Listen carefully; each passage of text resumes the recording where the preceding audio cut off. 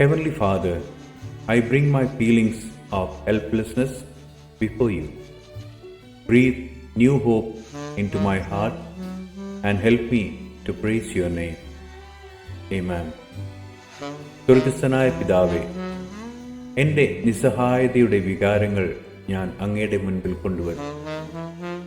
എൻ്റെ ഹൃദയത്തിലേക്ക് പുത്തൻ പ്രത്യാശ നിശ്വസിക്കുകയും അങ്ങയുടെ നാമത്തെ സ്തുതിക്കുവാൻ എന്നെ സഹായിക്കുകയും ചെയ്യണമേ. ആമേൻ.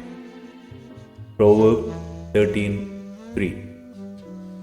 Those who guard their lips preserves their life, but those who speak rashly will come to ruin. സദൃശ്യവാക്യങ്ങൾ 13:3.